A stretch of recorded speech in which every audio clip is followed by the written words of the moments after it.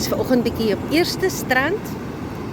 Ons het 'n eerste strand en ons het 'n tweede strand hier by Dana Bay. Ek het 'n bietjie verder gestap as normaalweg.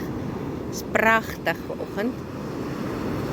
En toe ek vanoggend hier onder kom daai ou kinderliedjie sommer so in my hart op. Ek weet nie of jy dit kan onthou nie.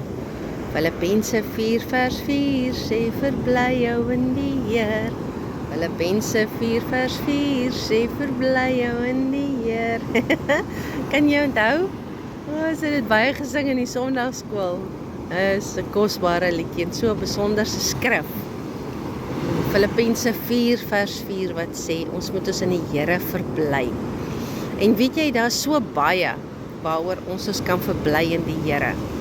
Ek dink as ons 'n lys moet gaan maak, dan gaan ons nie genoeg papier hê om op te skryf alles waaroor ons kan verbly in die Here en waaroor ons kan dankbaar wees nie.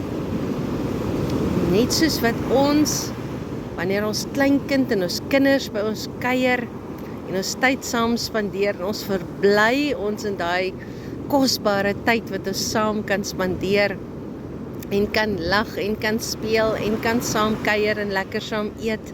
Ek verbly my so daarin. Dis vir my een van die kosbaarste goed in my lewe.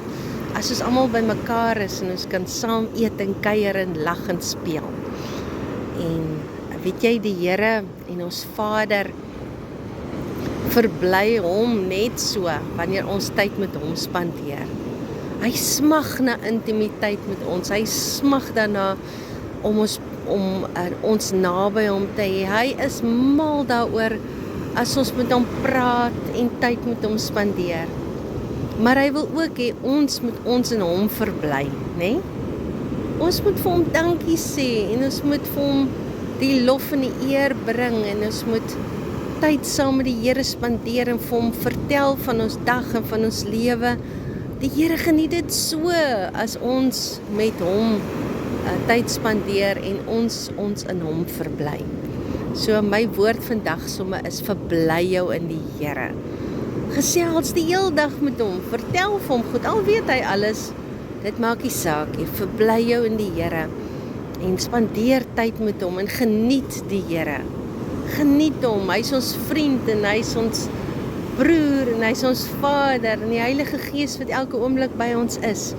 Dit is so spesiaal. En mag jy jou vandag in die Here verbly. Mooi dag vir jou.